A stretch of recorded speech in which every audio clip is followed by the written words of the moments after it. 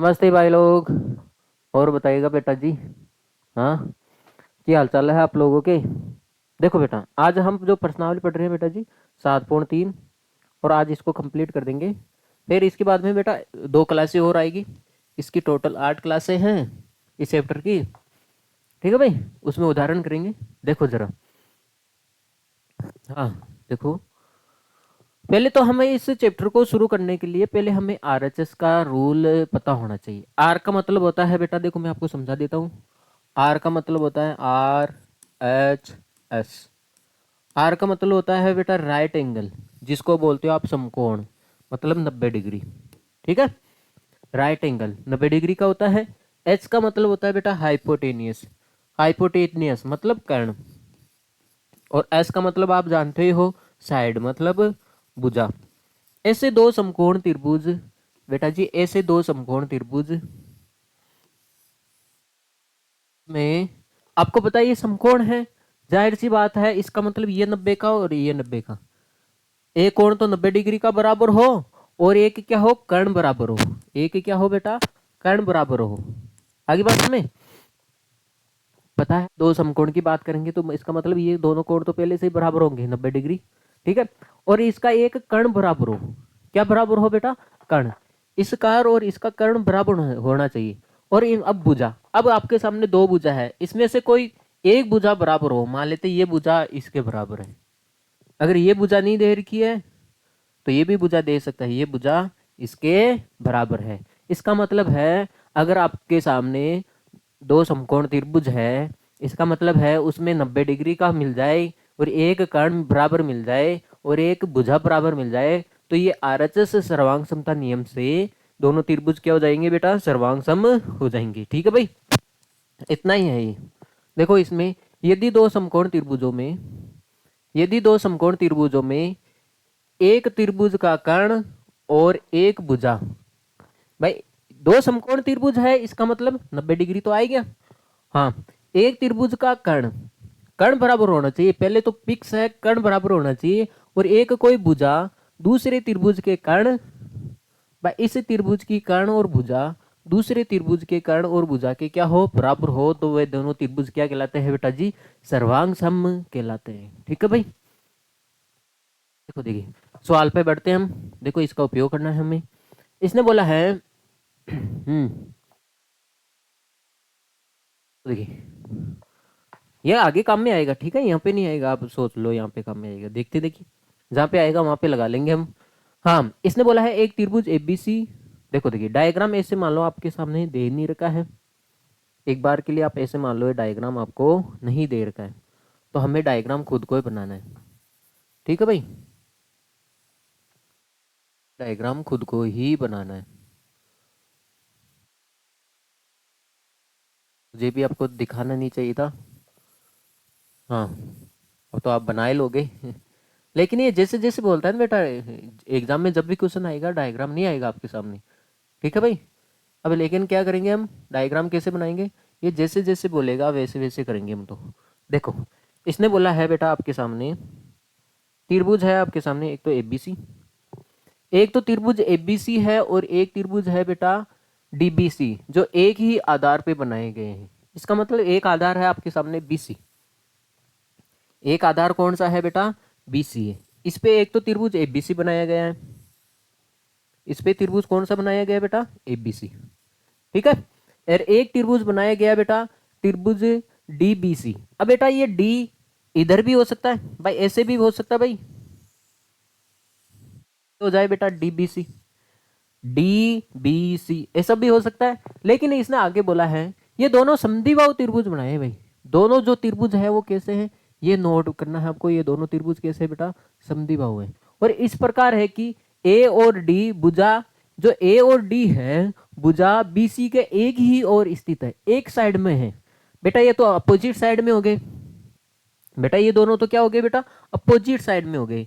इसने बोला है जो ए और डी है, दोनों की दोनों एक ही साइड में, मतलब ये भुजा है, ये भुजा के ऊपर है, तो ये डी भी क्या होगा बेटा, भुजा के ऊपर होगा। ठीक है भाई, ऐसे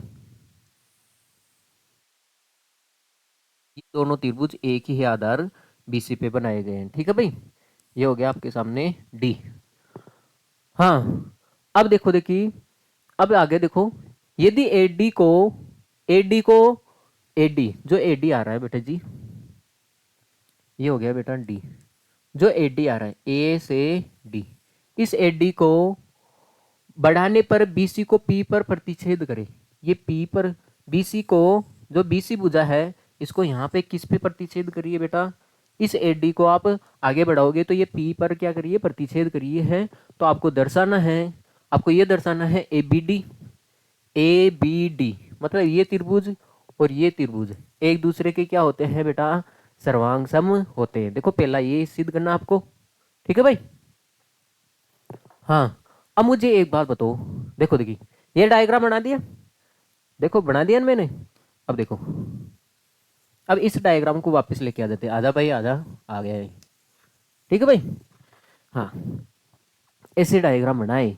देखो अब आपको क्या करना है बेटा, ये जो त्रिभुज है, पहले तो इसने बोला है जो त्रिभुज, ये दोनों त्रिभुज है एबीसी और डीबीसी, ये दोनों, मुझे एक बात बताओ, एक तो त्रिभुज देखो, देख ले, एक तो त्रिभुज आपके सामने एबीसी है, ए बी सी, और एक है बेटा डीबीसी। एक कौन सा है बेटा, डीबीसी, डी ई सी। अब इसका मतलब है, मुझे एक बात बताओ, ये दोनों के दोनों ही समद्विबाहु त्रिभुज है। समद्विबाहु त्रिभुज का मतलब हो गया बेटा दो भुजाएं बराबर है। इसका मतलब है ये भुजा और ये भुजा तो बराबर होगी ही नहीं बेटा, ये तो आपको पता है ये दोनों में बराबर है, आपको पता है ये दोनों में कॉमन है। देखो बीसी और बीसी दोनों में क्या है, कॉमन है। अगर मान लेते इस भुजा को इस भुजा के बराबर लोगे, तो इस भुजा को इस भुजा के भी बराबर लेना पड़ेगा। क्या ये दोनों भुजाएं बराबर हो सकती है क्या, अरे ये भुजा और ये भुजा बराबर हो सकती है क्या, ये तो बड़ी छोटी भुजा है। इसलिए बेटा आप बीसी भुजा को नहीं ले सकते भाई, समद्विबाहु त्रिभुज बोला है ना, तो आप बीसी भुजा को नहीं ले सकते दोनों में। इसका मतलब है आप इस भुजा को ले सकते हो, ये भुजा इसके बराबर है, और इधर क्या है, ये भुजा इसके बराबर है। क्योंकि बात में ये दोनों समद्विबाहु त्रिभुज है। समद्विबाहु त्रिभुज किसे कहते हैं, जिसकी कोई दो भुजाएं हो। इसका मतलब आप बीसी नहीं ले सकते, ठीक है। क्योंकि अगर आप बीसी लोगे बेटा, कोई दो भुजा, ये दो पिक्स हो गए इसमें, आप सोच लो ए बी और बी सी ले ले तो क्या हो जाएगा भाई, ये नहीं ले सकते आप। देखो आप मुझे एक बात बताओ, अगर मान लेते ये बी सी 5 है, तो इधर भी ये 5 होगा। अब मान लेते बी सी के साथ में ये भुजा ले ली, कोई दो भुजाएं आपने ये दोनों ले ली, तो ये 5 है, तो इधर भी ये 5 हो जाएगी। इसका मतलब आपने ए बी और डी बी, जो ए बी आ रही है, ए बी और ये डी बी आ रही है, क्या ये बराबर हो जाएगी क्या, ये तो बड़ी भुजा है और ये छोटी भुजा है, ये तो इसके अंदर है, नहीं हो सकती ना ये तो। इसलिए बेटा आप इसको नहीं ले सकते। तो इसलिए बेटा ये अलग अलग हो गए, ये भुजा इसके बराबर होगी और ये भुजा बेटा इसके बराबर होगी, ठीक है। अब तो जो पहला सिद्ध करना है उसमें देखो आपको सिद्ध करना है त्रिभुज ए बी डी व त्रिभुज ए सी डी में, दोनों त्रिभुज देखो आप, गौर करके देखो आप। एक तो त्रिभुज आपके सामने ये है, ये है ना, देखो ए बी डी, और एक त्रिभुज आपके सामने ये है बेटा जी, एक त्रिभुज आपके सामने, चल जा भाई चल जा, ये है। दोनों को आपको सर्वांग सम सिद्ध करना है।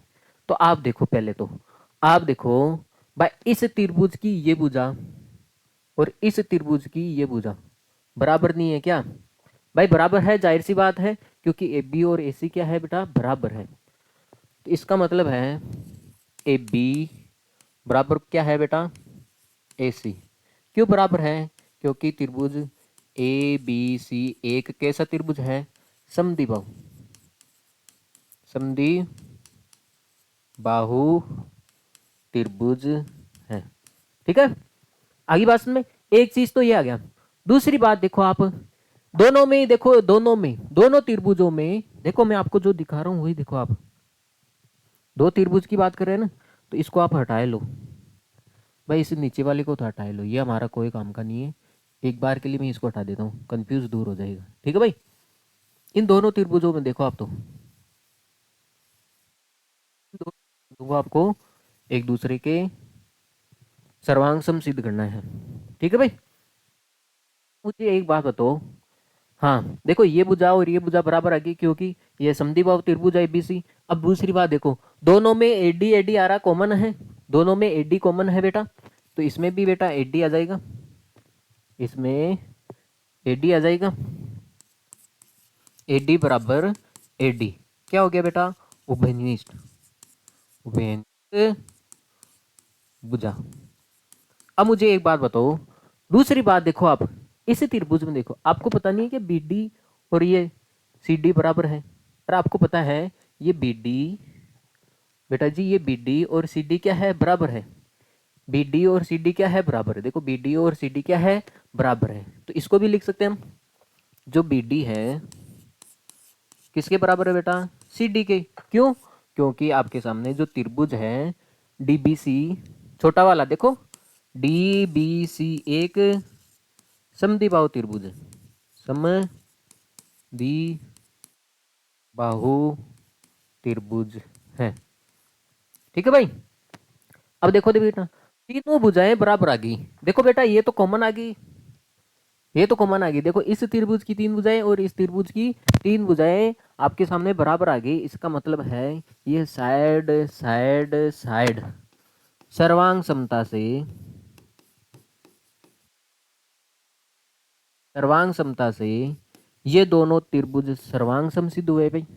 जो एबीडी है, एबीडी है वो किसके सर्वांग सम सिद्ध हुआ बेटा, ए सी डी। ये तो सिद्ध करना था आपको। ठीक है, हाँ सबसे आसान है।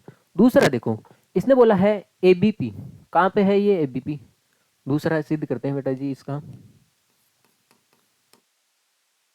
ए बी पी है त्रिभुज ए सी पी में। देखो देखिए कहाँ पे है ये दोनों त्रिभुज। ठीक है, इस डायग्राम को मैं रब कर रहा हूँ वापिस। हाँ, एबीपी जो त्रिभुज है वो देखो आप, ए बी पी, ए बेटा जी ए हो गया है, ए बी और ये पी, एक तो ये त्रिभुज। ठीक है, अरे एक तो त्रिभुज ये है ना, ए बी पी। दूसरा त्रिभुज देखो ये वाला, दोनों त्रिभुजों को क्या करना है बेटा जी, सर्वांग सम सिद्ध करना है। तो बीच वाला का कोई काम नहीं है हमारा भाई, है क्या भाई, बीच वाली रेखा का कोई काम है क्या, नहीं है, नहीं है भाई। तो इसको मैं एक बार के लिए हटा देता हूँ। ठीक है भाई, ये हटाने वाला काम शानदार है भाई। ठीक है, डी को भी हटा देते हैं क्योंकि ये भी किसी काम का नहीं है यहाँ पे। तो देखो बेटा जी, हाँ बात बताओ, अब इस दोनों त्रिभुजों को आपको सर्वांग समसिद्ध करना है। अंधे को दिखाई दे रहा है इस दोनों त्रिभुजों में एपी और एपी तो उभयनिष्ठ भुजा आएगी भाई। जो एपी है बराबर एपी है, ये क्या होगी बेटा, उभयनिष्ठ भुजा होगी। कॉमन है ना भाई, उभयनिष्ठ भुजा। हाँ, अब मुझे एक बात बताना। हाँ हाँ, दूसरी बात है इसमें देखो, ये आपके सामने ए था ना, मुझे एक बात बताओ, इस त्रिभुज में और इस त्रिभुज में ये भुजा बराबर नहीं है क्या, देखो देखो ये, अरे जाहिर सी बात है बेटा, इस दोनों त्रिभुजों में ए बी और ए सी क्या है, बराबर है। ए बी और ए सी क्या है बेटा, बराबर है। क्यों बराबर है, त्रिभुज ए बी सी एक समद्विबाहु त्रिभुज है, एक समद्विबाहु त्रिभुज है। हाँ, ये एक समद्विबाहु त्रिभुज है। अब दूसरी बात देखो, दो चीजें तो हमें मिल गई। देखो ये तो ये दोनों बराबर दे रखी है और ये इसमें कॉमन आ गई। अब मुझे एक बात बताओ, आपने अभी भी सिद्ध किया है, इधर देखो, आपने सिद्ध किया है अभी भी कि भाई ये दोनों कोण कैसे होते हैं, सर्वांग सम होते हैं। अभी भी सिद्ध किया है। जब सर्वांग सम है तो इनके संगत कोण बराबर होंगे। ये कोण इस कोण के बराबर होगा, जाहिर सी बात है। ये कोण इसके कोण के बराबर होगा, यहाँ से देख सकते हो आप, देखो यहाँ पे ये ए और ये कोण क्या है ए, बराबर होंगे ना आपस में, ठीक है। तो इसका मतलब मैं ऐसे लिख दूं इसको, हाँ, मतलब ये कोण और ये कोण क्या होगा बेटा, ये आपस में ये दोनों कोण क्या होंगे बेटा, बराबर होंगे। देखो देखिए इस कोण को क्या लिखेंगे हम, इस लाइन को हटा देता हूं मैं एक बार के लिए, भाई ये कोण और ये कोण आपस में क्या होंगे बेटा जी, बराबर होंगे।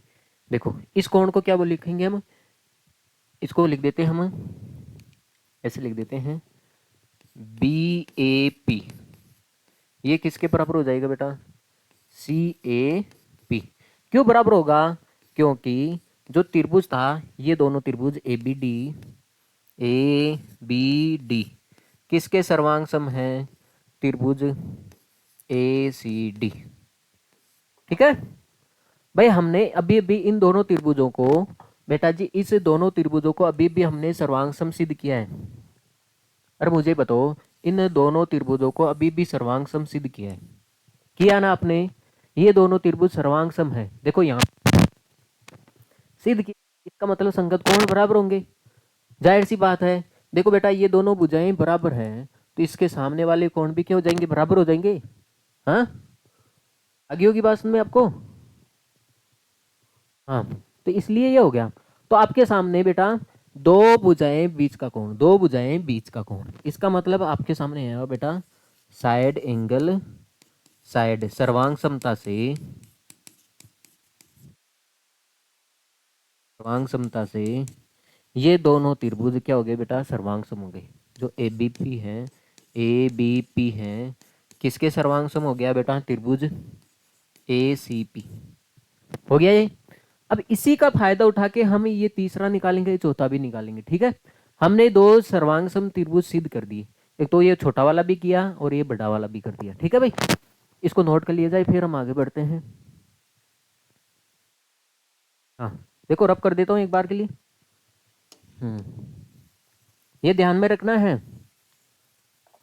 देखो देखो बेटा, अगला देखो,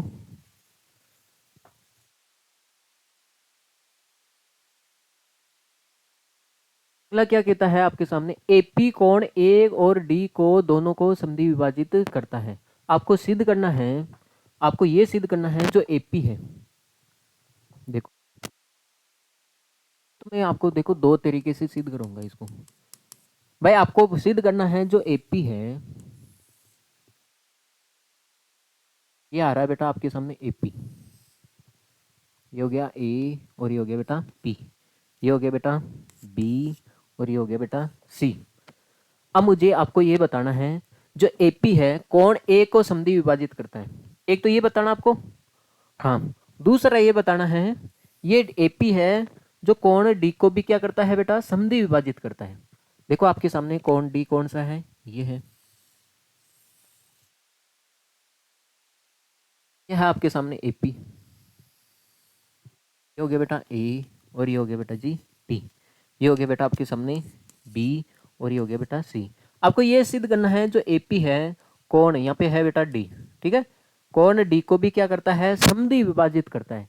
समद्वि विभाजित समझते हो, मतलब ये कोण जितना होगा उतना ही ये कोण होगा, ठीक है। दोनों बराबर कोण सिद्ध करने हैं। अब आप मुझे एक बात बताओ, दो कोणों को बराबर सिद्ध करना हो या दो भुजाओं को बराबर सिद्ध करना हो, तो हम त्रिभुजों को एक ही बात ध्यान रखते हैं, तो त्रिभुजों को हम सर्वांग सम सिद्ध कर देते हैं। पता है आपको, क्योंकि आपको पता है सर्वांग सम त्रिभुजों के कोण, संगत कोण भी बराबर होते हैं और संगत भुजाएं भी क्या होती है बेटा, बराबर होती है। इसके लिए हम क्या करेंगे बेटा, इन दोनों त्रिभुजों को सर्वांग सम सिद्ध कर देंगे। जब सर्वांग सम सिद्ध हो जाएंगे तो ये दोनों कोण ऑटोमेटिक बराबर हो जाएंगे। यार इसी ये बात इधर करेंगे, इन दोनों त्रिभुजों को हम सर्वांग सम सिद्ध करेंगे, ठीक है भाई। जब ये सर्वांग सम सिद्ध हो जाएंगे, आपको पता है ये दोनों त्रिभुज सर्वांग सम सिद्ध हो जाएंगे, तो ये संगत कोण ऑटोमेटिक बराबर हो जाएंगे। और हो जाएंगे नहीं हो जाएंगे, एक बात बताओ, हो गया आपका सामने डी। लेकिन आपने अभी भी किया है, इसको करने की जरूरत नहीं है, क्योंकि आपने देखो सेकंड में अभी भी किया है। ए बी पी आपको पता है, ए बी पी के सर्वांग सम है त्रिभुज ए सी पी। अरे इसके बराबर है, देखो यहाँ पे, और जब ये बराबर है तो संगत कोण बराबर होंगे। ये कोण, ये क्या होगा बेटा, बराबर होगा। इस कोण को क्या लिखेंगे हम, B A P, B A P बराबर, इसको क्या लिखेंगे हम, सी ए पी। कारण लिख देते हैं, कारण लिख देते हैं क्योंकि क्योंकि सर्वांग सम त्रिभुजों की सर्वांग सम त्रिभुजों की संगत सर्वासम त्रिभुजों के संगत कोण की नहीं के, भाई बुझाई थोड़ी भाई, ये नहीं मिट रहा है। देखो देखिए, हाँ, सर्वांग सम त्रिभुजों के संगत कोण बराबर होते हैं। ठीक है भाई, बराबर होते हैं। अब देखो देखिए, हाँ जाहिर सी बात है, ये दोनों कोण बराबर हो गए, इसका मतलब है ये जो एपी है वो एंगल बाई सेक्टर हो गई। ठीक है, आप आगे लिख सकते हो, अतः एपी एक समद्वि विभाजक रेखा है। ठीक है भाई, अब इसमें देखो, अब आपको पता है इन दोनों कोणों को आपको बराबर सिद्ध करना है, इन दोनों कोणों को आपको बराबर सिद्ध करना है, तभी तो ये समद्वि विभाजक होगा। ठीक है, देखो तभी तो होगा, कोण को दो बराबर भागों में बांट दे। तो इन दोनों कोणों को बराबर सिद्ध करने के लिए मैं एक ही काम करूंगा, इस दोनों कोणों को क्या करूंगा बेटा, सर्वांग सम सिद्ध करूंगा। तो इसके लिए देखो आप, एक तो त्रिभुज ले लो आप,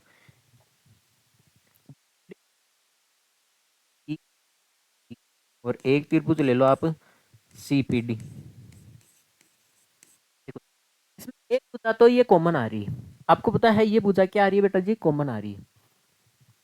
जो डीपी है, डीपी बराबर डीपी दोनों त्रिभुजों में आ रही है ना, ये उभयनिष्ठ भुजा है, उभयनिष्ठ भुजा भुजा है। अब मुझे एक बात बताना, अभी अभी आपको पता है ये समद्विबाहु त्रिभुज है, आपको पता है ना ये समद्विबाहु, ये छोटा वाला कौन सा त्रिभुज है बेटा जी, समद्विबाहु त्रिभुज है। इसका मतलब है ये भुजा और ये भुजा आपस में बराबर है, जाहिर सी बात है। तो इसका मतलब मैं लिख दूं ऐसे, इसका मतलब जो बीडी है ये किसके बराबर हो जाएगा बेटा जी, ये और ये बराबर है डीसी की। क्यों है, त्रिभुज बी डी सी एक समद्विबाहु त्रिभुज है, समद्विबाहु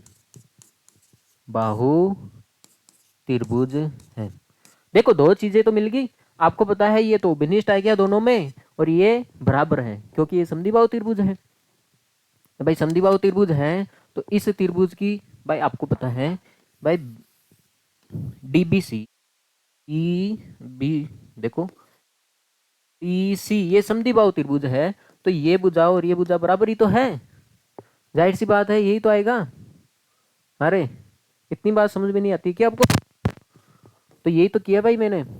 अब देखो देखिए, दो भुजाएं बराबर मिल गई। अब आप मुझे एक बात बताओ, अभी अभी आपने इसको सर्वांग सम सिद्ध किया है, अभी भी आपने देखो यहाँ पे कंडीशन सेकंड से देखो आप, आपको पता है भाई त्रिभुज ए बी पी किसके सर्वांग सम है, त्रिभुज ए सी पी। बेटा ये दोनों त्रिभुज सर्वांग सम है, सर्वांग सम है, इसका मतलब ये बीपी और पीसी बराबर होगा, जाहिर सी बात है। देखो भाई ये सर्वांग सम है, तो देखो ये बीपी इसमें भी आ रहा है और पीसी भी किस में आ रहा है, इसमें आ रहा है, चाहे आप यहाँ से देख सकते हो। अरे सर्वांग सम है तो इसके संगत भुजाएं बराबर होगी, इसका मतलब है बेटा बीपी किसके बराबर हो जाएगा, सीपी के।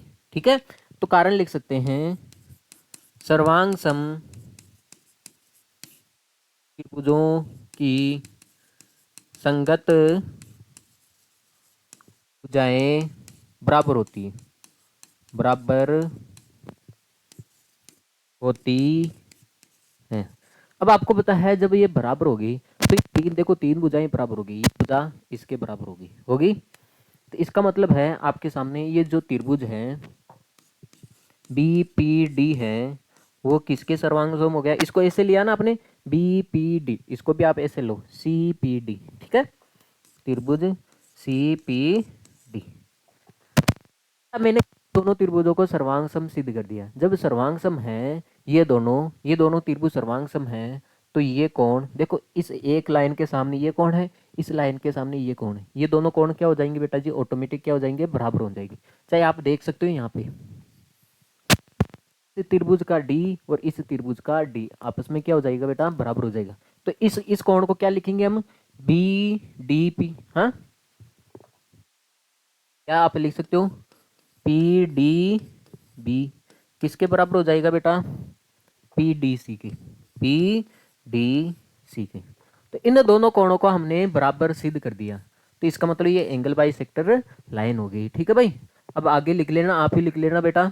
अतः अतः अतः आपको लिखना एपी कोण डी को समद्वि विभाजित करता है। ठीक है भाई, नोट कर लिया जाए भाई, दोनों में इसमें भी लिख लेना, अतः एपी कोण ए को समद्वि विभाजित करता है। यहाँ पे लिखोगे अतः एपी कोण डी को भी क्या करता है बेटा, समद्वि विभाजित करता है।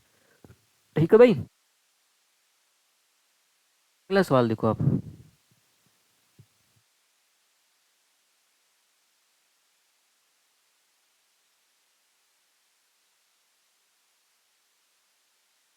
देखो देखिए, अगला भी सवाल बहुत प्यारा है, आसानी से हो जाएगा, चिंता मत करो। देखो, आपको ये सिद्ध करना है जो एपी है रेखाखंड बीसी पर लंब समद्वि विभाजित है। देखो देखिए, आपके सामने इस एपी की बात कर रहा है, ये एपी ए पी, आपको ये सिद्ध करना है, ये हो गया बेटा बीसी, ये हो गया और सी। आपको करना है, ये सिद्ध करना है भाई, जो ये एपी है, एपी एपी सॉरी बेटा, ए बी लिख दिया कि मैंने। आपको ये सिद्ध करना है जो एपी है, जो इस भुजा के ऊपर लंबवत भी है और समद्वि विभाजित का मतलब समान दो भागों में भी काटता है। आपको ये सिद्ध करना है। तो आप मुझे एक बात बताओ, इसको लंबवत के पहले तो आप इसको समद्वि विभाजित सिद्ध करते हैं, लंबवत तो बाद में सिद्ध करेंगे। आप मुझे एक बात बताओ, क्या ये दोनों त्रिभुज सर्वांग सम है? कंडीशन सेकंड से देखो आप, आपको पता है त्रिभुज ए बी पी किसके सर्वांग सम है? त्रिभुज ए सी पी। भाई ये दोनों त्रिभुज सर्वांग सम है, तो इसका मतलब ये दोनों भुजाएं बराबर होगी। इसका मतलब है जो बीपी है वो किसके बराबर होगी बेटा? सीपी के। तो ये होगी बेटा समीकरण 1। मतलब ये दोनों भुजाएं बराबर सिद्ध कर दी हमने, क्योंकि ये दोनों त्रिभुज सर्वांग सम है, तो ये दोनों संगत भुजाएं बराबर होगी। ठीक है भाई, अब देखो ये समद्वि विभाजित तो हो गया, लेकिन इसको लंबवत भी आपको सिद्ध करना है। लंबवत क्या होगा बेटा? ये 90 डिग्री का। अगर ये 90 डिग्री का इधर वाला कोण 90 का आ जाए या फिर इधर वाला कोण 90 का आ जाए तो ये लंबवत हो जाएगी। ठीक है, अब मुझे एक बात बताओ भाई, कोई दो त्रिभुज सर्वांग सम है तो संगत भुजाएं बराबर होती है और संगत कोण भी बराबर होंगे। अब मुझे एक बात बताओ, ये बात ले लेते हैं, ए बी पी है किसके सर्वांग सम है? त्रिभुज ए सी पी। इसका मतलब है ये कोण इसके बराबर होगा बेटा, इस त्रिभुज का पी और इस त्रिभुज का पी, ये दोनों क्या होंगे बेटा? बराबर होंगे। जाहिर सी बात है, देखो इसको लिख सकते हो आप, पी को बीच में रख दो, ए पी बी, और इसको लिख सकते हो आप A P C. A P B और ए पी सी, भाई दोनों त्रिभुज सर्वांग सम है तो संगत कोण क्या होंगे बेटा? बराबर होंगे ना। हाँ, अब ये बराबर है तो मान लिया कितना है बेटा? थीटा है। ये थीटा मान लिया, माना ये दोनों कोण क्या है बेटा? बराबर है। तो इसका मतलब ये भी थीटा है, तो ये भी कितना हो गया बेटा? थीटा हो गया। अब थोड़ी सी बात देख लो आप, मेरी एक प्यारी सी बात देख लो, मुझे एक बात बताओ, ये है पी है। अब बताओ ये सरल रेखा पर बनने वाला कोण कितना होगा बेटा? 180 डिग्री होगा बेटा। सरल रेखा पर बनने वाला कोण कितना होता है बेटा जी? 180 डिग्री होता है। इसका मतलब इस कोण को और इस कोण को जोड़ोगे तो ये किसके बराबर होगा बेटा? 180 डिग्री। तो ये कोण कौन सा है बेटा? A P B plus A P सी।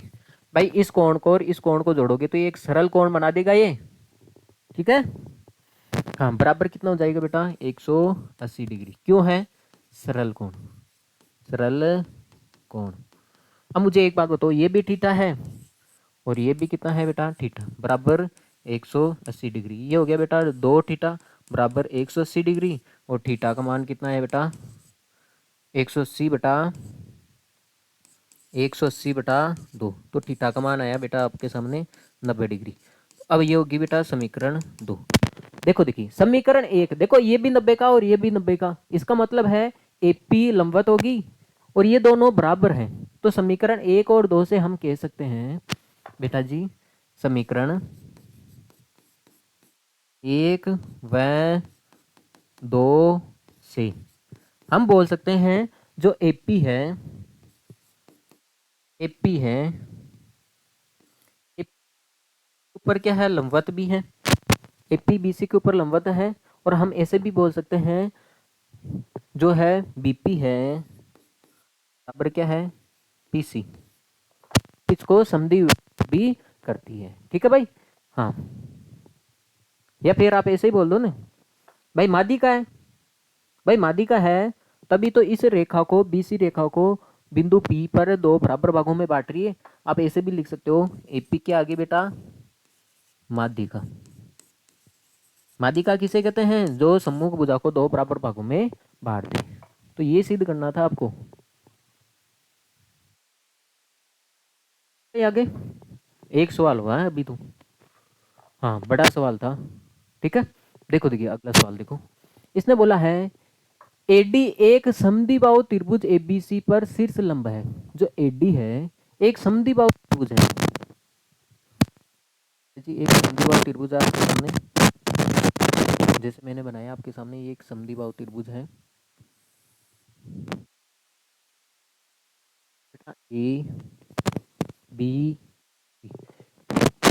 अब इसने बोला है जो एडी है जो एक समद्विबाहु त्रिभुज ए सी ए बी सी पर एक शीर्ष लंब है, मतलब एडी है तो ए से तो डाला होगा, और शीर्ष लंब किस कहते हैं शीर्ष से सम्मुख भुजा पे डाला गया लंब, ये केवल शीर्ष लंब है।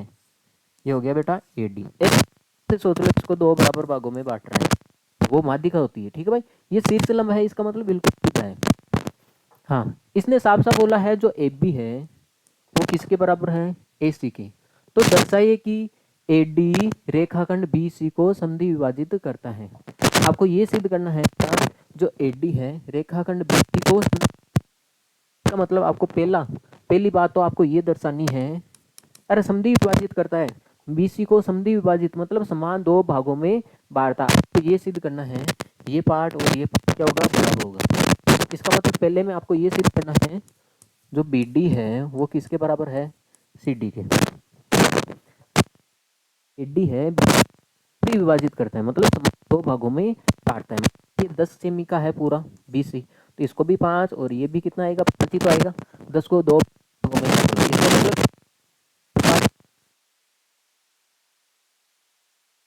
मुझे एक बात बताओ, अरे 2 भुजाएं बराबर सिद्ध करनी है, 2 इस की ये भुजा और इस त्रिभुज की ये भुजा बराबर सिद्ध करनी है,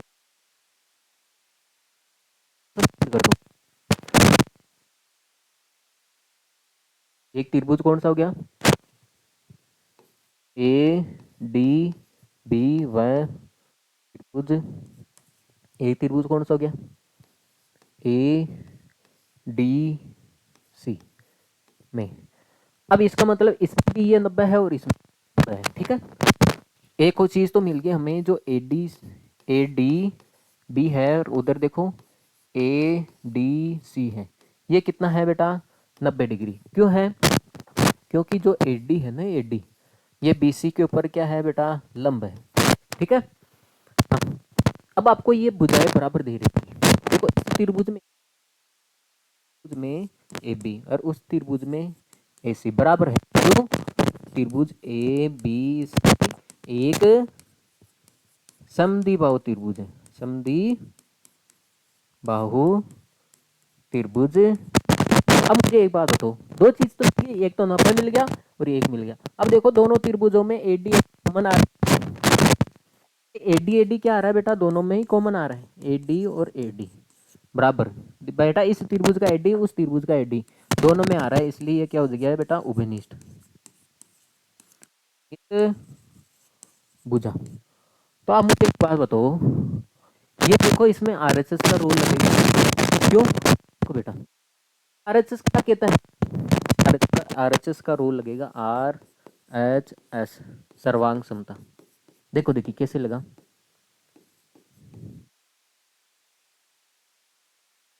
आर का मतलब 90 डिग्री, एक 90 डिग्री बराबर है क्या है भाई, इसमें भी एक 90 है और इसमें भी एक 90 है। मतलब होता है हाइपोटेनियस का मतलब कर्ण, इसमें भी एक कर्ण बराबर है, इसका भी एक कर्ण बराबर है, तो एक भी हो सकती है, आधार भी हो सकती है। ठीक है भाई, लंब, ये लंब भुजा क्या है बेटा, बराबर है। ठीक है भाई, आधार भी बराबर होगी तो चल जाएगी, बोला है तो होगी बेटा, ये होगी बेटा भुजा। ये 90 डिग्री कर्ण भुजा, 90 डिग्री कर्ण भुजा, इसलिए आर रूल से ये दोनों त्रिभुज क्या हो गए बेटा, सर्वांग हो गए। जो ए डी बी है, इस क्रम लिखने को भी आप क्रम से लिखोगे, आप ए डी सी लिखोगे, ऐसे नहीं आप ए सी, ठीक है, इसको लिखोगे आप ए डी सी, सर्वांग सम है। आपको पता है जब सर्वांग सम है तो जाहिर सी बात है बेटा, ये बी डी और ये सी डी, जो ये बी डी है वो किसके बराबर हो जाएगा बेटा, सी डी की। ठीक है, क्यों, सर्वांग सम क्यों की संगत भुजाएं भुजाएं बराबर होती है, बराबर होती है। ठीक है भाई, हाँ अब देखो देखिए, अब आपको ये सिद्ध करना है, एडी है, एडी है जो कोण ए को समद्वि विभाजित करता है। समद्वि विभाजित का मतलब आपको एंगल बाई सेक्टर लाइन सिद्ध करनी है इस रेखा को। तो कैसे सिद्ध करोगे, आपको ये सिद्ध करना है, समद्वि विभाजित किसे कहते हैं, जो कोण ए को दो बराबर भागों में बांट देते हैं। इसका मतलब अगर ये 60 का हुआ तो ये भी 30 का और ये भी 30 का होगा, इसका मतलब ये दोनों कोण क्या होंगे बेटा, बराबर। अगर ये थीटा है तो ये भी क्या होगा बेटा, थीटा होगा। आपको ये सिद्ध करना है ये दोनों कोण क्या होते हैं बेटा जी, बराबर होते हैं, ये आपको सिद्ध करना है। तो आपको पता है अभी भी सिद्ध किया है बेटा जी, आपने आपने सिद्ध किया है जो ए डी बी है किसके सर्वांग सम है, त्रिभुज ए डी सी। बेटा अभी भी इन दोनों त्रिभुजों को आपने सर्वांग सम सिद्ध किया है। जब सर्वांग सम सिद्ध किया है तो ये भुजाएं बराबर हो जाएगी, ये कोण बराबर होंगे, जाहिर सी बात है। इस त्रिभुज का ए और इस त्रिभुज का ए बराबर हो जाएगा। इस ए को बीच में रखना है तो इसको कैसे भी रख दो, इसको डी ए बी बोल दो या फिर बी ए डी बोल देते हैं, फिर इसको बोल देते हैं सी ए डी। इसका मतलब है ये कोण, दोनों कोण, अब देखो देखिए ये दोनों कोण क्या हो गए बेटा, ये कोण और ये कोण आपस में क्या हो गए बेटा, बराबर हो गए। अतः हम लिखेंगे, अतः ए डी कोण ए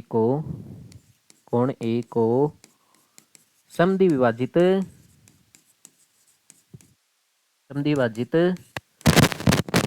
कर। इस बात खत्म, इतनी सी बात है, नोट कर लिया जाए। चलिए आगे देखो, देखिए अगला सवाल है, एक त्रिभुज एबीसी की दो भुजाएं ए बी और बी सी और माध्यिका ए एम है। पहले तो देखो ये माध्यिका है, ए एम क्या है बेटा, माध्यिका है। अब मुझे एक बात बताओ, माध्यिका किसे कहते हैं, देखो अगर एक ए एम माध्यिका है, हो गया बेटा बी, ये हो गया सी। यहाँ पे बेटा जी जो ए एम है वो क्या है बेटा, माध्यिका है। माध्यिका किसे कहते हैं, सॉरी, माध्यिका किसे कहते हैं, तो इस भुजा को दो बराबर भागों में काट दे। इसका मतलब ये पार्ट और ये पार्ट क्या हो जाएगा बेटा, बराबर हो जाएगा। इसका मतलब जब ए एम माध्यिका है, ए एम क्या है बेटा, माध्यिका है, तो ये जो जो बी एम है वो किसके बराबर हो जाएगा बेटा, एम सी की। ठीक है, हाँ एम लिख दो आप, सी एम। हाँ अब देखो, देखिए आगे देखो, एक और माध्यिका दे रखी, एक दूसरा त्रिभुज है जो पी क्यू आर, मतलब पी क्यू आर त्रिभुज है जिसमें पी एन माध्यिका है। अब इसमें भी क्या है बेटा, एक पी एन माध्यिका है। हो गया बेटा क्यू, ये हो गया बेटा आर, और ये हो जाएगा बेटा पी एन। हमने ये पी एन हो गया। जो पी एन क्या है बेटा, माध्यिका है। तो माध्यिका क्या होती है बेटा, सम्मुख भुजा को दो बराबर भागों में बांट देती है। सम्मुख भुजा को दो बराबर भागों में बांट देगी, ये मतलब ये जितनी भुजा है उतनी ही ये भुजा हो जाएगी। ठीक है, तो इसका मतलब है जो क्यू एन है वो क्या हो जाएगी बेटा, एन आर के। ठीक है, अब देखो, देखिए अब इसने जो दिया है वो बात कर लेते हैं हम। इसने बोला है बेटा, आपके सामने एक त्रिभुज है ए बी सी और एक त्रिभुज है पी क्यू आर है। इसने बोला है इसकी भुजा ए बी, देखो इसकी जो भुजा है ए बी, देखो इसकी जो भुजा है ए बी, आगे देखो क्रमशः है दूसरे त्रिभुज की पी क्यू भुजा, जो ए बी है वो पी क्यू के क्या है बेटा, बराबर है। इसने ये बोला है ये भुजा इसके बराबर है। और इसने बोला है जो बी सी है बेटा जी, जो बी सी है वो किसके बराबर है, क्यू आर के। जो बीसी पूरी बीसी है ना, जो पूरी बीसी की बात कर रहा है ये, ठीक है, तो मैं इसको ऐसे बना देता हूं, ये जो पूरी बीसी है, ये जो बीसी है वो किसके बराबर है बेटा, क्यू आर की। ठीक है, हाँ, और माध्यिका, जो माध्यिका है, देखो माध्यिका ए एम, जो माध्यिका है आपके सामने ए एम, ये वाली माध्यिका, ये माध्यिका इस दूसरी की पी एम के क्या है बेटा, बराबर है। इसका मतलब इसने दिया है जो ये माध्यिका है ये आपस में क्या है बेटा जी, बराबर है। ठीक है, आपको सिद्ध करना है, पहला देखो दर्शाना है जो त्रिभुज है, पहला देखो त्रिभुज ए बी एम, किसके सर्वांग सम त्रिभुज दर्शाना है, P Q N. A B N, A B M, ये त्रिभुज और इस त्रिभुज को आपको सर्वांग सम सिद्ध करना है। भाई दोनों त्रिभुजों को सर्वांग सम सिद्ध करना है। दोनों की आकृति में एक बार आपके सामने बना देता हूँ। भाई छोटी सी प्यारी सी आकृति है, ठीक है भाई। एक बात तो ये हो गया बेटा आपके सामने ए, ये हो गया बी, और ये हो गया बेटा एम, और इधर कौन सा हो गया पी, ये हो गया क्यू, और ये हो गया बेटा एन। ठीक है, इन दोनों त्रिभुजों को आपको सर्वांग सम सिद्ध करना है। मुझे एक बात बताओ, आपको पता है इसका ए बी और इसका बराबर है, भाई ये बी और ये पी क्यू क्या है बेटा, बराबर है। ए बी बराबर है पी क्यू, बराबर है। दूसरी बात देर की, ये माध्यिका, देखो ये माध्यिका, ये ए एम और ये पी एन आपस में क्या है बेटा, बराबर है। जो ए एम है,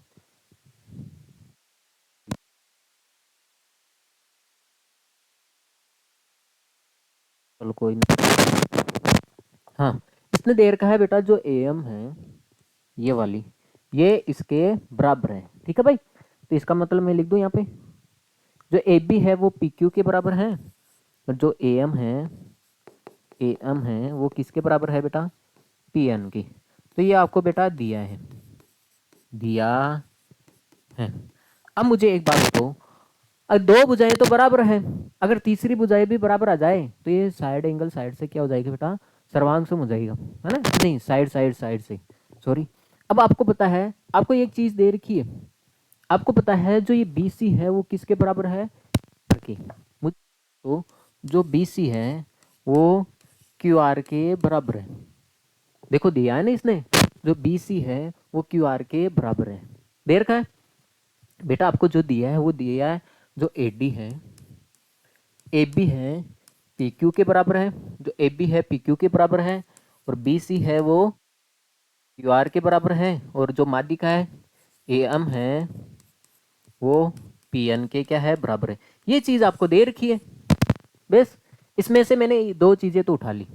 देखो ए बी पी क्यू के बराबर है, ए एम पी एन के बराबर है। अब आपको पता है ये तीसरी चीज है, तो आपको पता है बी सी भी क्यू आर के बराबर है। अब मुझे एक बात बताओ, पूरी बी सी को तोड़ के मैं ऐसे लिख सकता हूँ बी एम, हमें देखो हमें केवल इतना ही चाहिए, बी भी तो चाहिए ना, पूरा बी सी नहीं चाहिए। भाई इसने बी सी और क्यू आर दे रखा है, और बी सी और क्यू आर बराबर दे रखा है, हमें पूरा बी सी नहीं चाहिए, हमें केवल इतना ही चाहिए। तो आप देखो बी सी को मैं ऐसे लिख सकता हूँ बेटा, B M plus M C, ऐसे लिख सकता हूँ। जो ये बी सी है तो इसको हम B M plus C M लिख सकते हैं बराबर क्यू आर को, इस क्यू आर को क्या लिख सकता हूँ, Q N plus N R, ऐसे लिख सकता हूँ बेटा, Q N plus N R. अब मुझे एक बात बताओ, आपको बी एम चाहिए, आपको क्यू एन चाहिए, देखो बी एम और क्यू एन चाहिए, इसका मतलब आपको सी एम नहीं चाहिए और न एन आर चाहिए, चाहिए क्या, नहीं चाहिए। तो आपको पता है ये माध्यिका है भाई, ये सी एम और ये बी एम एक दूसरे के क्या है बेटा, बराबर है। क्यों बराबर है, क्योंकि ये माध्यिका है, मैंने पहले ही लिख दिया यहाँ पे। तो ये माध्यिका है, इसका मतलब सी एम की जगह है, सी एम की जगह हम बी एम लिख सकते हैं। देखो ये बी एम तो हमारे पास है ही है, तो इस सी एम की जगह, इस सी एम की जगह मैंने बी एम लिख दिया बराबर। और हमें ये क्यू आर क्यू एन भी चाहिए, क्यू एन चाहिए, लेकिन हमें एन आर नहीं चाहिए भाई, ये एन आर चाहिए। तो आप इस लिख सकते हो भाई, इस एन आर को आप क्यू एन लिख सकते हो। तो बताओ ये दो बी एम हो गया, दो बी एम हो गया, और ये दो क्यू एन हो गया भाई, दो से दो कट गया, इसका मतलब आपके सामने आया बी एम बराबर क्यू एन। तो आप मुझे एक बात बताना, देखो ये बी एन और क्यू एन भी आपस में क्या हो गए बेटा, हम बराबर आ गए। इसका मतलब हो गया ये साइड साइड साइड सर्वांग समता से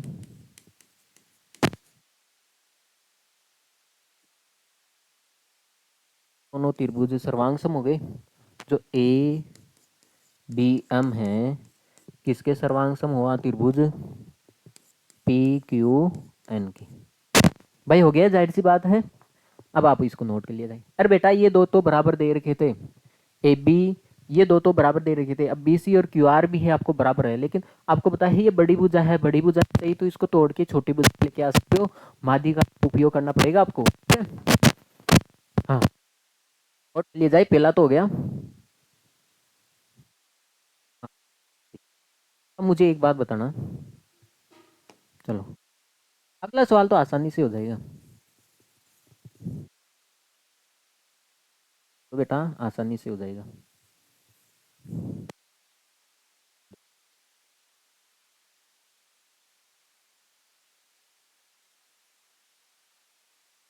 मुझे एक बात बताओ, अगले सवाल के लिए आपको ये ध्यान रखना पड़ेगा, हमने इस दोनों त्रिभुजों को, इन दोनों त्रिभुजों को सर्वांग समसिद्ध किया है।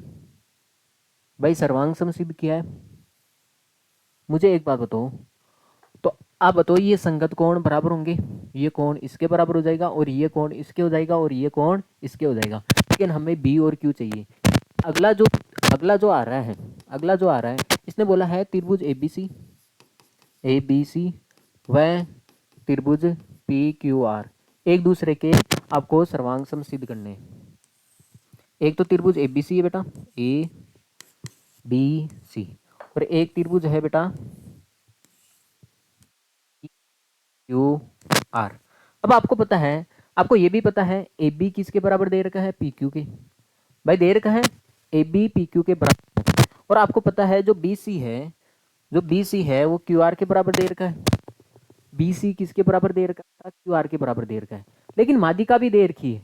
ये जो माध्यिका है ए एम और पी एन हमारे किसी काम की नहीं है, क्योंकि इन दोनों त्रिभुजों में नहीं आ रही।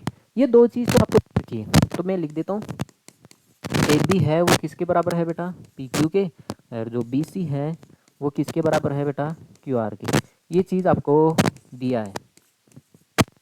अब मुझे बताओ, अभी अभी आपने इन दोनों त्रिभुजों को सर्वांग समसिद्ध किया, आपने इस दोनों त्रिभुजों को ए देखो पहली कंडीशन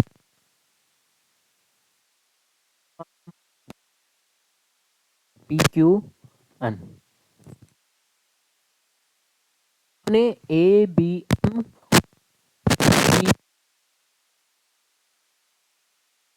का मतलब जो ये बी और ये एंगल क्यू है, इसका बी और इस त्रिभुज का एंगल क्यू आपस में क्या होंगे बेटा, बराबर होंगे। अब देख लो ये बी नहीं आ रहा है क्या, देखो आ रहा है बेटा, और ये क्यू यहाँ पे नहीं आ रहा है क्या, इन दोनों इस त्रिभुज में भी आ रहा है, देखो उनमें भी और इनमें। अब मैं ए क्यों नहीं कि बेटा इसमें ए आधा ही आ रहा है, ए पूरा चाहिए, वो नहीं लिया। अब बोल रही हो एम, एम का तो हमारा कोई काम ही नहीं है, एम तो है ही नहीं यहाँ पे, तो इसलिए देखो आप बी, ये जो बी है और ये क्यू है, ये क्योंकि आपने इन दोनों त्रिभुजों को सर्वांग सम किया तो आपको पता है ये बी और क्यू बराबर है, और ये बी और क्यू यहीं पे आ रहे हैं, दोनों सेम आ रहे हैं, तो इसका मतलब हम लिख सकते हैं इसको ए बी सी कौन किसके बराबर हो जाएगा, पी क्यू आर की, पी क्यू। एक बात बताओ, दो भुजाएं बीच का कौन, दो भुजाएं, इसका मतलब हो गया साइड एंगल, साइड सर्वांग समता,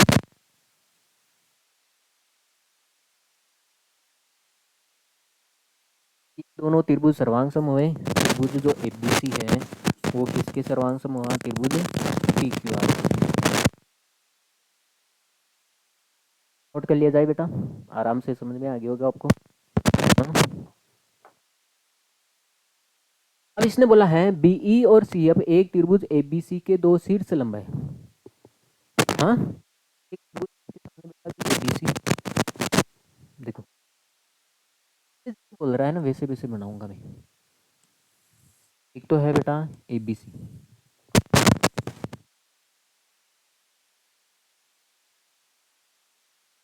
हाँ ये हो गया, ये हो गया ए। अब इसने बोला मतलब बी, आपने एक शीर्ष लंब डाला है, से आप एक शीर्ष लंब डालोगे तो देखो है ना, बी मतलब बी सम्मिलित है, बी से आप शीर्ष लंब डालोगे तो वो शीर्ष लंब सम्मुख भुजा पे तो डलेगा भाई, भाई ये शीर्ष लंब सम्मुख भुजा पे तो डलेगा, जाहिर सी बात है, ये हो गया बेटा ई। ठीक है, और एक शीर्ष लंब कौन सा है आपके सामने, एक शीर्ष लंब है बेटा सी, एक शीर्ष लंब है आपके सामने बेटा जी सी है, सी एक है सी एफ, एक शीर्ष लंब है बेटा जी सी एफ है, इसका मतलब सी से डाला गया शीर्ष लंब है, तभी तो ये सी एफ कहला रहा है। हाँ, सी एफ है बराबर शीर्ष लंब है, तो आपको आर एच एस देखो आ गया ना, आर एच एस सर्वांग समता का प्रयोग करके सिद्ध कीजिए कि एबीसी एक समद्विबाहु त्रिभुज है, एबीसी कैसा त्रिभुज है, समद्विबाहु त्रिभुज है। इसका मतलब हमें ये सिद्ध करना है बेटा जी, कुल मिला के हमें इतनी सी बात सिद्ध करनी है,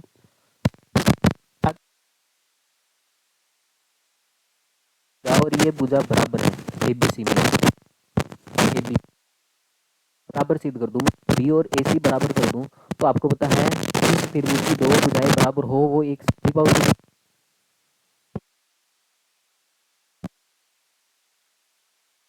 ना है, तो यहाँ पे सिद्ध करना है, तो आप देखो हमें सिद्ध करना है त्रिभुज ए बी सी एक समद्विबाहु, समद्विबाहु त्रिभुज है। इसका कहने का मतलब हमें ये सिद्ध करना है, अगर ए बी और ए से आपस में बराबर आ जाए तो समद्विबाहु त्रिभुज हो जाएगा, जाहिर सी बात है। अब देखो देखिए, अब मुझे एक बात बताओ, लेकिन देखो आप ए बी किस में आ रहा है, हम देखें अगर चाहे देखना चाहे, पहले तो आप देखो मुझे एक बात बताओ, ए बी मैं आपको जो दिखा रहा हूँ वो देखोगे, मुझे एक बात बताओ, जो ए बी है ए बी के बारे में देखो ए बी, लेकिन ए बी क्या है बेटा, ये दो टुकड़ों में आ रहा है, ए बी देखो दो टुकड़े में आ रहा है, एक तो ये आ रहा है, ये आ रहा है, और प्लस नीचे ये आ रहा है, ये आ रहा है, तो पहले तो देखो ये ए एफ है भाई, ए बी को क्या लिखोगे आप, तो ये ए बी दो टुकड़ों में आ रहा है बेटा जी, इधर भी देख रहे हो ये ए सी चाहिए, तो ये भी दो टुकड़ों में आ रहा है, दो टुकड़ों में आ रहा है, तो इसका मतलब पहले इस भुजा को और इस भुजा को बराबर कर दे। हाँ बेटा मान लेते हैं ये भुजा और इस भुजा को बराबर कर दे बेटा जी, इस भुजा को और इस भुजा को बराबर कर दे, मान लेते हैं ये भुजा ए एफ अगर एक्स है तो ये भी एक एक्स आ जाए तो बात बन जाएगी। फिर हम क्या करेंगे बेटा, बी एफ और सी एफ को, सी देखो बी एफ और सी को बराबर करेंगे, मान लेते हैं ये भुजा वाई है क्या जाए, तो बताओ ये दोनों भुजाएं बराबर हो जाएगी ना, क्योंकि इधर भी एक्स प्लस वाई है, भी क्या है एक्स प्लस वाई है, इसका मतलब है हमें इसको टुकड़ों में सोल्व करना पड़ेगा भाई।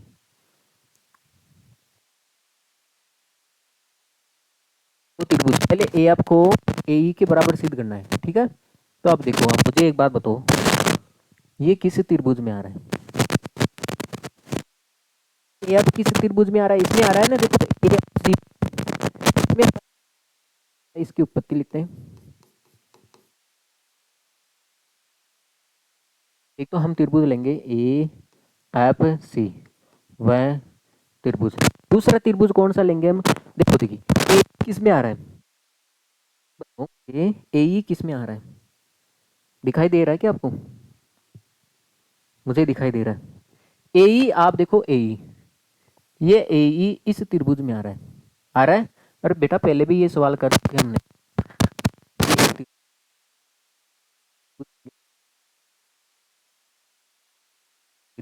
ए ई और बी, दोनों त्रिभुजों को हम सर्वांग सम सिद्ध करेंगे। जब ये सर्वांग सिद्ध हो जाएंगे ना बेटा, एक तो आपके सामने त्रिभुज ये बना रहा हूँ, दोनों का डायग्राम अलग से बना देते बेटा, तो आप ताकि आपको अच्छे से समझ में आ जाए। हाँ, तो त्रिभुज था आपके सामने, ये था।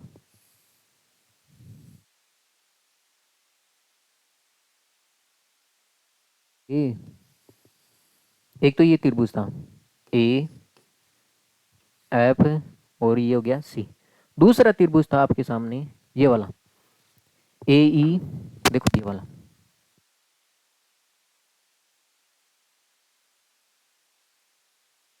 ए।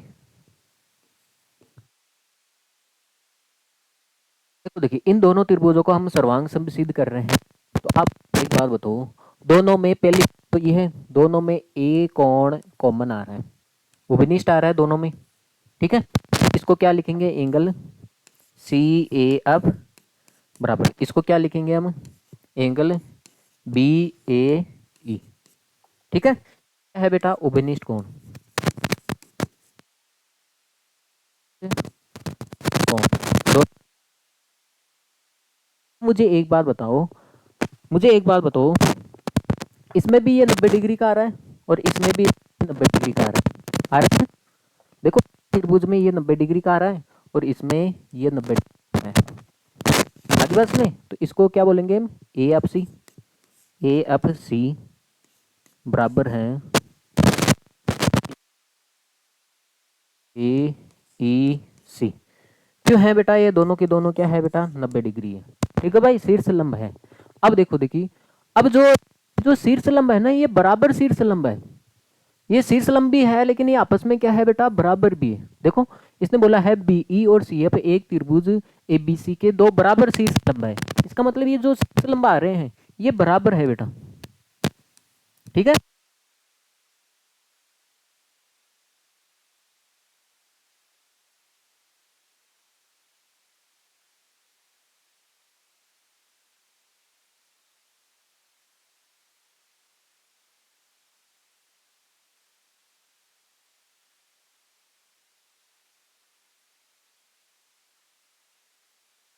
लेकिन ये बराबर शीर्ष भी है। ठीक है, इसलिए दोनों बराबर हो गए। तो आप मुझे एक बात बताओ, हाँ मुझे एक बात बताओ, देखिए जरा।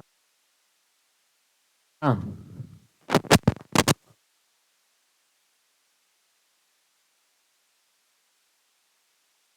देखो इसमें दो कोण एक भुजाएं बराबर है, दो कोण एक भुजाएं बराबर है। तो इसका मतलब हमारे सामने एक रूल लग गया बेटा, एंगल एंगल साइड। देखो दो कोण भुजा और दो कोण भुजा, तो वैसे तो रूल होता है बेटा angle side angle, angle side angle. ये रूल दोनों रूल एक ही है। क्योंकि आप मुझे एक बात बताओ, आप मुझे एक बात बताओ बेटा, ये भुजा बराबर हो, इसमें ये रूल कब लगता है बेटा? जब दो कोण के बीच में भुजा हो, दो कोण के बीच में भुजा हो। अब मुझे एक बात बताओ, ये भुजा एक ही तो आ रही है इसमें। मुझे एक बात बताओ बेटा, त्रिभुज के दो कोण बराबर है तो ये तीसरा कोण ऑटोमेटिक बराबर होगा, होगा।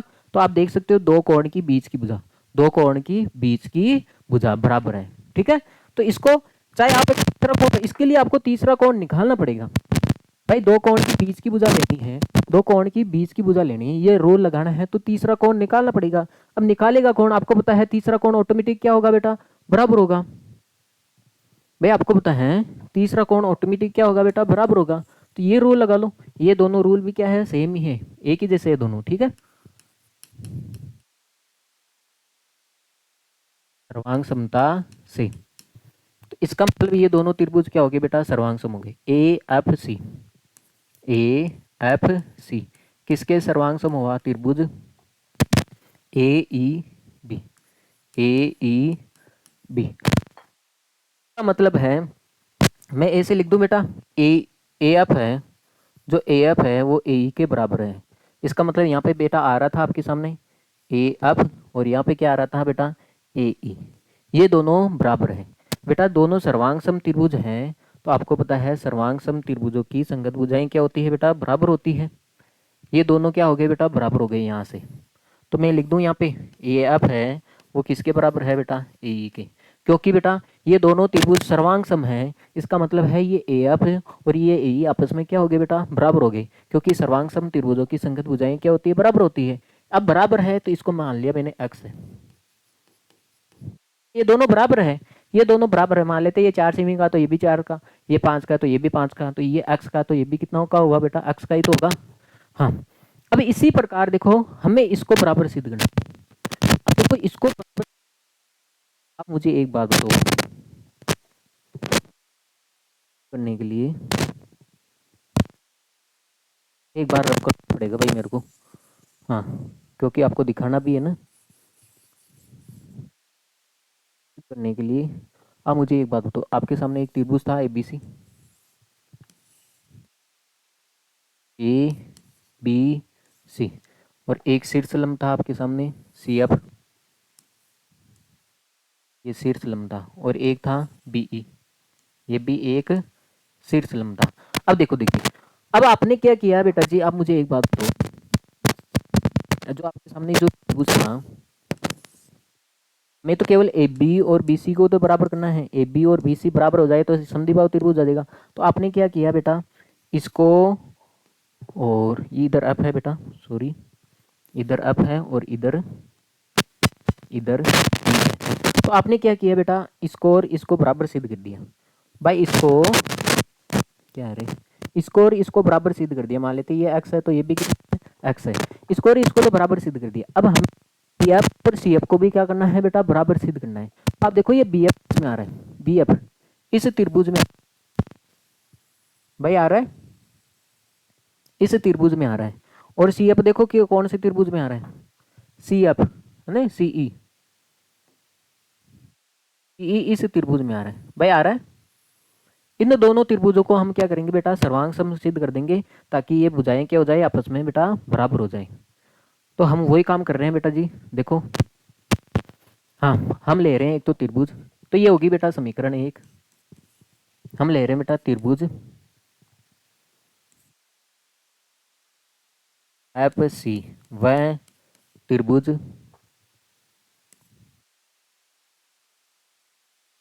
ई सी में, ये दोनों त्रिभुज ले रहे हैं। देखो देखिए, चाहे तो आप इसका अलग से डायग्राम बना सकते हैं, हम कोई आपत्ति है कि बेटा अलग से डायग्राम बना लेते हैं ताकि आपको अच्छे से समझ में आ जाए। ठीक है,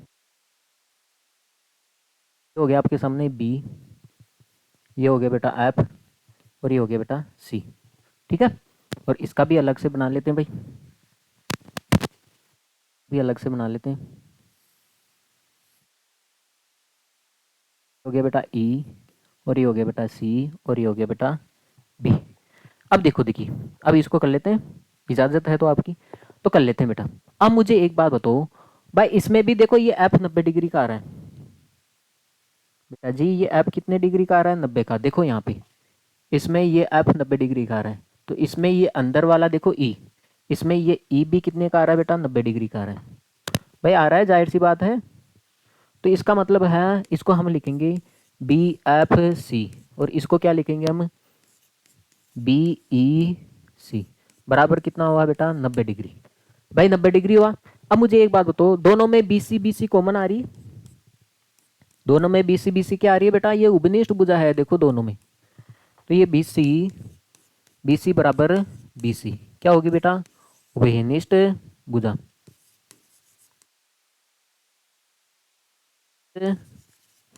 भुजा।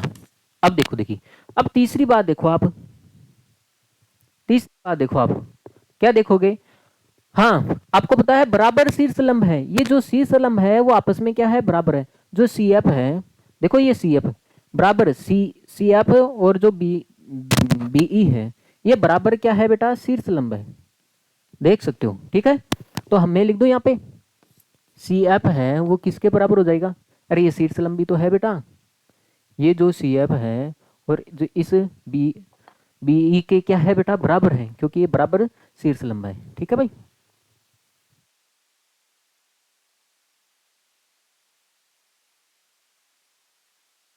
हाँ लिख दिया मैंने। ओह सॉरी, किधर का किधर बना दिया भाई। बराबर शीर्षलंब है, कौन से हैं, देखो कहाँ पे है ये शीर्षलंब, एक तो सी अप है, ये है। ठीक है, और इधर कौन सा है, ये इसके बराबर है, सॉरी मैं उसके बराबर लिख दिया क्या, हाँ।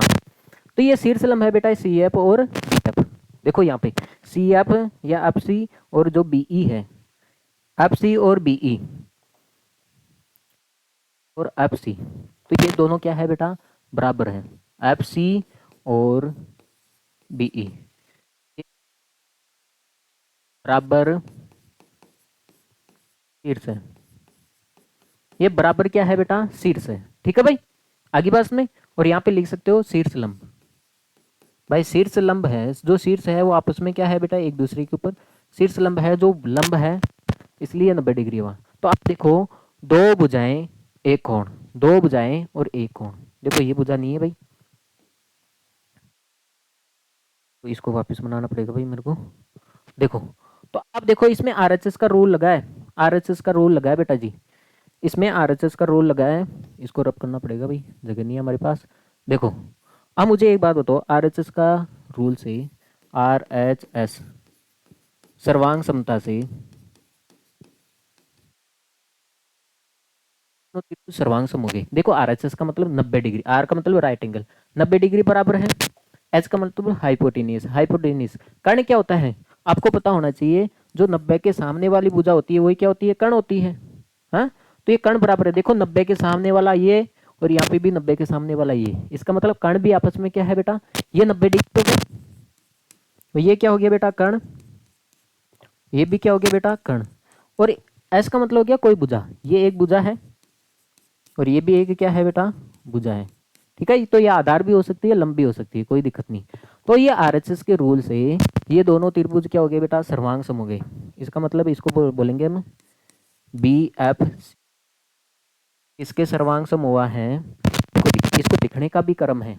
अब मुझे एक बात बताओ, बी एफ सी लिखा है, अब बी किसके सामने है बेटा, डबल लाइन के सामने, पहले बी लिखा है, इधर देखो डबल लाइन के सामने कौन सा है, सी, पहले सी लिखोगे, फिर लिखा हमने कौन सा 90 डिग्री वाला, इधर देखो 90 डिग्री वाला कौन सा है, ये तो है भाई, लिखोगे क्रम से, इसने लिखा है बी एफ सी, पहले मैंने बोला है सी बोला है ना, तो इसको सी एफ बी बोलते, कैसे भी बोलते, इसको लिखोगे उसी के अकॉर्डिंग ये लिखा जाएगा। ठीक है, इसने बोला है बी एफ सी बोल, लिख दिया मैंने, तो अब देखो बी, बी कौन, वो बी कौन किसके बराबर है बेटा, सी के, क्यों कैसे पता चला, ये डबल लाइन के सामने है, तो इधर देखो लाइन के सामने कौन सा है, सी, इसका मतलब बी हो गई। फिर क्या है, एफ 90 डिग्री वाला है, तो उधर देखो 90 डिग्री वाला कौन सा है, ई,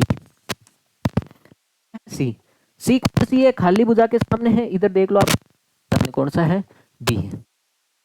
मुझे एक बात, अब आपको पता है कि दोनों सर्वांग सम त्रिभुज हो गए, तो क्या ये संगत भुजाएं, जो ये बी एफ है, जो ये बी एफ है बेटा जी, ये जो बी एफ है, मुझे एक बात बताओ, ये जो बी एफ है वो सी ई के बराबर होगा, ये बी एफ है और ये सी ई की आपस में होंगे,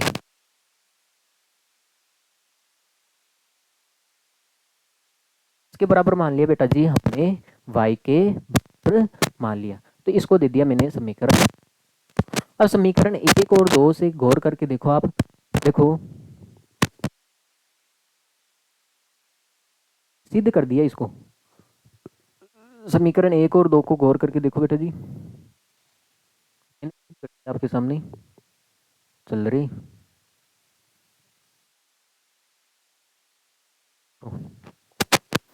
समीकरण एक और दो को गौर करके देखो,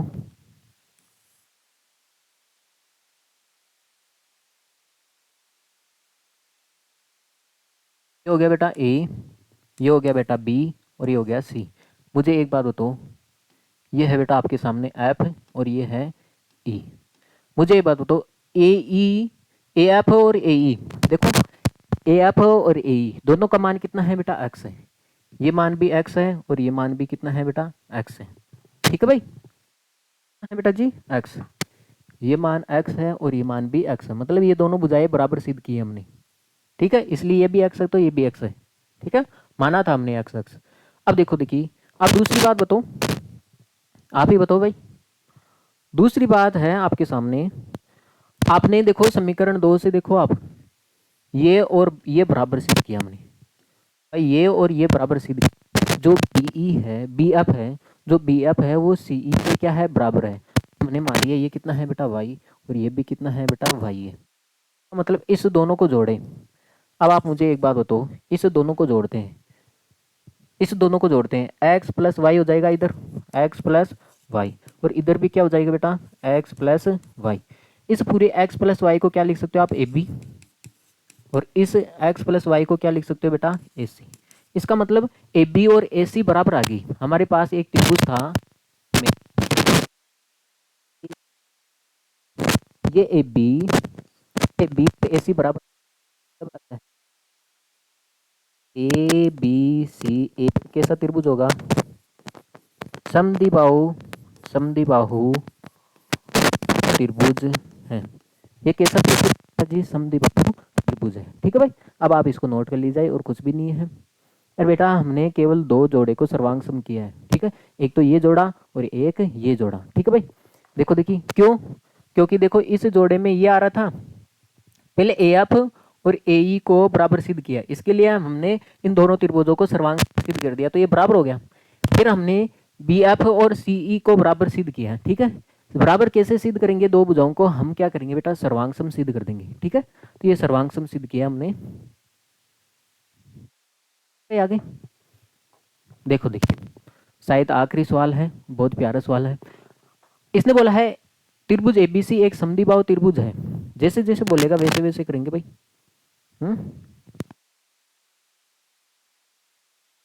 तो त्रिभुज है एबीसी, ए बी सी, ये त्रिभुज एबीसी एक समद्विबाहु त्रिभुज है जिसमें ए बी किसके बराबर है बेटा, ए सी के बराबर है। इसमें एपी बीसी पे एक लंब खींच कर दर्शाए कि, अब इसने बोला है जो बीसी पे आपको एक एपी लंब खींचना है, बीसी पे आपको एक एपी लंब खींचना है, लंब है ये, तो आपको दर्शाना है कि कोण बी, ये कोण इस कोण के क्या होता है, बराबर होता है, ये कोण इस कोण के क्या होता है बेटा, बराबर होता है। तो मैं एक काम करूंगा बेटा, दो कोणों को बराबर सिद्ध करना हो या दो भुजाओं को बराबर सिद्ध करना हो तो हम दोनों त्रिभुजों को सर्वांग सम सिद्ध कर देंगे। जब आपको पता है जब दो त्रिभुज सर्वांग सम होते हैं तो इसका मतलब क्या होता है, बताओ बताओ। जब दो त्रिभुज सर्वांग सम होते हैं तो इसका मतलब होता है संगत कोण बराबर होंगे। भाई कोणों को बराबर सिद्ध करना हो या भुजाओं को बराबर सिद्ध करना हो तो दोनों त्रिभुजों को सर्वांग सम सिद्ध करो, इसका मतलब इस दोनों त्रिभुजों को सर्वांग सम सिद्ध करेंगे। ठीक है भाई, तो हम लिखेंगे बेटा त्रिभुज ए पी बी व त्रिभुज ए पी सी में, अब आपको पता है इसमें भी एक 90 डिग्री आ रहा है, इसमें भी एक 90 आ रहा है। ए पी बी बराबर angle A P C 90 degree. क्यों है 90 डिग्री, क्योंकि बेटा जो ए पी है वो बी सी के ऊपर क्या है बेटा, लंबवत है। ठीक है, अब मुझे एक बात बताओ, ये दोनों बराबर दे रखा है, आपको दे रखा है ए बी है वो किसके बराबर है, ए सी की। क्यों बराबर है, क्योंकि त्रिभुज ए बी सी एक समद्विबाहु त्रिभुज है, त्रिभुज। दूसरी बात देखो, इसमें एक एपी, देखो इस त्रिभुज में भी एपी आ रहा है और इस त्रिभुज में भी क्या आ रहा है बेटा, एपी आ रहा है। तो एपी एपी क्या होगी बेटा, उभयनिष्ठ भुजा होगी। एपी और एपी उभयनिष्ठ भुजा, उभयनिष्ठ भुजा। जब ये उभयनिष्ठ भुजा है तो आप बताओ तो बेटा दो भुजाएं एक कोण, दो भुजाएं एक कोण। अब देखो रूल कौन सा लगेगा, कोई बात हो रही है, आरएचएस का रूल लगाएंगे। ये आरएचएस का रूल केवल समकोण त्रिभुजों में लगता है। सर्वांग समता से आरएचएस क्या कहते हैं, डिग्री। आर का मतलब होता है बेटा 90 डिग्री। क्या 90 डिग्री दोनों में बराबर है भाई। इसमें भी ये 90 डिग्री है, इसमें भी 90 डिग्री है, और इसमें भी क्या है। अब ये बोलता है मतलब होता है कर्ण, क्या दोनों में कर्ण बराबर है क्या। कर्ण किसे कहते हैं ये भी होता है 90 वाला। इस वाला ये कर्ण है, तो देखो ये कर्ण भी आपस में क्या है बेटा बराबर है। ठीक है, इसका मतलब होता है कोई भुजा साइड, कोई भुजा बराबर है क्या, है भाई। देखो इस त्रिभुज में एपी आ रही है और इस त्रिभुज में भी एपी आ रही है, तो ये लंब है, लंब भुजा क्या है आपस में बराबर है, तो इसको भुजा बोल सकते हो आप। तो बेटा इस त्रिभुज में भी 90 डिग्री कर्ण भुजा आ रही है, तो इसमें भी देखो 90 डिग्री कर्ण भुजा आ रही है। तो आरएचएस से ये दोनों त्रिभुज क्या हो गए बेटा, सर्वांग सम हो गए। अब इसको लिखेंगे कैसे, इसको मैं लिख रहा हूँ A P B, A P B किसके सर्वांग सम हो जाएगा, ए पी सी, ए पी सी। इसका मतलब है जो एंगल बी है ठीक क्या हो जाएगा बेटा, एंगल बी है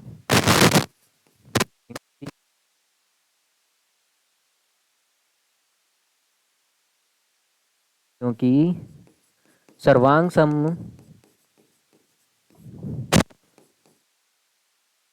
त्रिभुजों के कोण बराबर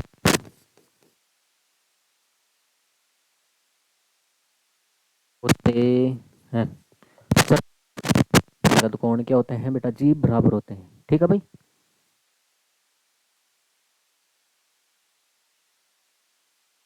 तो बेटा आपकी क्लास आज दी एंड हो गई है, प्रश्नावली जो थी हमारी कंप्लीट हो गई है। इसके बाद में बेटा जी हम उदाहरण करेंगे, आपको दिखाई दे रहे हैं। तो बेटा आप क्लास को आप, ठीक है, हम भी आपके लिए इतनी मेहनत करते हैं तो आपका भी परम कर्तव्य धर्म बनता है कि इस चैनल को आप सब्सक्राइब करो और लाइक भी करो। ठीक है बेटा जी, और इसको शेयर भी कर दो। ठीक है, हाँ जिसमें जितनी क्षमता होगी वो उतना ही शेयर करेगा। ठीक है, और हमारे प्लेटफॉर्म से जुड़े रहो। ठीक है भाई,